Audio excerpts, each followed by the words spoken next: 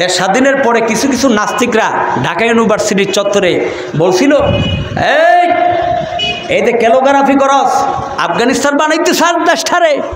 আরে মিয়া, আফগানিস্তান দেশটারে বানাইছে তারা কোন আইনে? কথা বলেন, কোন আইনে? কোরআনের আইনে তারা পরিচালনা করেছে। আফগানিস্তান কি পৃথিবীর মধ্যে এখন অশান্তির দেশ, অরাজকতার দেশ? পৃথিবীর মধ্যে সবচেয়ে এখন শান্তিপূর্ণ দেশ থাকলে আফগানিস্তান রয়েছে। ফল ফ্রুট নিয়ামত দ্বারা আল্লাহ পরিপূর্ণ করে দিয়েছেন, বলে সুবহানাল্লাহ।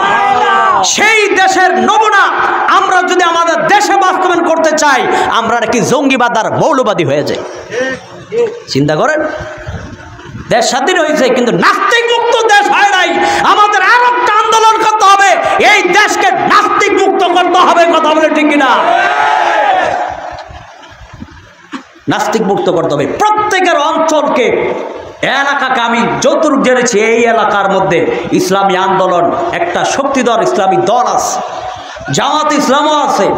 সকলে ভাই দ্বীনের জন্য, ইসলামের জন্য আপনি আওয়ামী লীগ করেন, বিএনপি করেন, জামাত করেন, মজলিস করেন, আপনি চরমনাই করেন, যাই করেন, দ্বীন কায়েমের জন্য একটা প্ল্যাটফর্মে আমরা সকলে আসতে পারবো না ইনশাল্লাহ ভাই?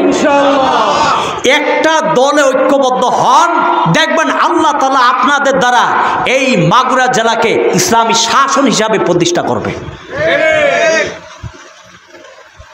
কিন্তু আমাদের মধ্যে কোন দল লেগে আছে? ঘরেরটা ঘরেই থাকুক না, বাহিরে কেন দেখাতে যাব আমরা? বাহিরটা ঠিক রাখি। এই বাহিরটা ঠিক না থাকার কারণে আজকে হলুদ মিডিয়াগুলো আমাদের বিরুদ্ধে কলম ধরে। কথা বলে ঠিক কিনা? হলুদ মিডিয়াকে কলম ধরার সুযোগ দেওয়া যাবে না।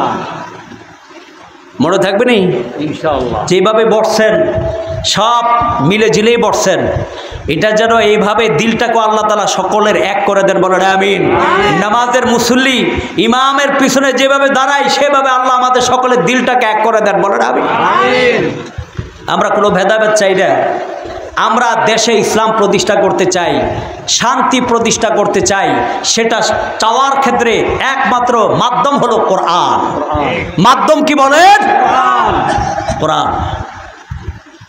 আল্লাহ পাক রব্বুল আলামিন জানায়া দিলেন, ওয়ামান আ'রাদা আন যিকরি ফাইন্না লাহু মাঈশাতান দনকা। এই দনকার ব্যাখ্যায় আল্লাহ রাসূল বলেন, পাপাচারদের কবর হবে সংকীর্ণ আর মুমিনের কবর হবে 70 গজ প্রশস্ত। সুবহানাল্লাহ। সবুজ উদ্যান দ্বারা পরিপূর্ণ থাকবে। সবুজ উদ্যান, সবুজ উদ্যানের মধ্যে তারা পূর্ণিমার চাঁদের ন্যায় আলো পাবে। সুবহানাল্লাহ। আল্লাহ তাআলা এমন সুন্দর কবর মুমিনকে দান করবেন। তাহলে আল্লাহ পাক আমাদেরকে মুমিনের কবর দান করুক, সকলে বলেন আমিন। এরপর আল্লাহ বললেন, ক্বালা রাব্বি লিমা হাশারতানি আ'মা ওয়া ক্বাদ কুনতু বাসীরা। আল্লাহ তাআলা বললেন, কিয়ামতের ময়দানে এই ব্যক্তি বলবে, ওগো আল্লাহ, লিমা হাশারতানি আ'মা, কেন আমার অন্ধ বানায় উঠাইলেন? ওয়া ক্বাদ কুনতু বাসীরা, তো আমার চক্ষু ছিল, কিন্তু এই চক্ষু কোরআনের চক্ষু ছিল না। এই চক্ষু আল্লাহর দেওয়া নেয়ামত ভোগের চক্ষু ছিল না। এই চক্ষুটা ওই মসজিদ দেখার চক্ষু ছিল না, কোরআন দেখার চক্ষু ছিল না। কথা বলেন ঠিক কিনা?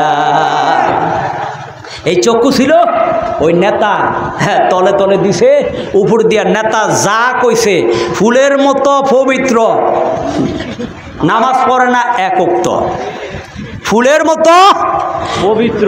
নেতার চরিত্র ফুলের মতো পবিত্র, নামাজ পড়ে না এক ওয়াক্ত, তলে দিয়া টাকা নেয়, উপর দিয়া এই স্লোগান দেয়। আছে না নাই? কি মনে হয় আমার দেশে এটা নাই? সব নেতারা যদি ইমানদার হইতো, হযরত ওমর, ওসমান, আলী আর আবু বকরের মধ্যে হইতো, তাহলে এই নেতাদের অধীনে কোনো দুর্নীতি হতো? সমাজের মধ্যে কোনো অন্যায় অবিচার হতো? বেবিচার হতো? এই সমাজকে ইসলামী সমাজ হিসাবে প্রতিষ্ঠা করে দিত। ইসলামী সমাজ বিনির্মাণে এই সমাজ নেতাই কাজ করত। তাহলে এমন নেতা আমাদের বড় অভাব। কথা বলে ঠিক কিনা? এই নেতার অভাবেই তো আজকে স্বভাব খারাপ হয়ে গেছে। কর্মীদের স্বভাব খারাপ হয়েছে খাঁটি একনিষ্ঠ আল্লাহওয়ালা নেতার অভাবে। এই জন্য এমন নেতা যেন আল্লাহ প্রত্যেকটা অঞ্চলে তৈরি করে দেন, বলেন আমিন। এরপর আল্লাহ বললেন, ক্বালা কাযালিকা আতাতকা আয়াতুনা ফানাসিতাহা। আল্লাহ তাআলা জানা দিলেন বান্দারে কাযালিকা আতাতকা আয়াতুনা, তুমি তো দুনিয়ার মধ্যে আমার আয়াত সমূহ আমার বিধানগুলোকে ভুলে গিয়েছিলা। ফানাসিতাহা, তুমি তো ভুলে গিয়েছো, আমার কোরআনকে ভুলে গিয়েছো। ওয়াকাযালিকাল ইয়াউমা তুনসা, তাই আজকে আমিও তোমাকে ভুলে গেলাম। বলেন নাউযুবিল্লাহ।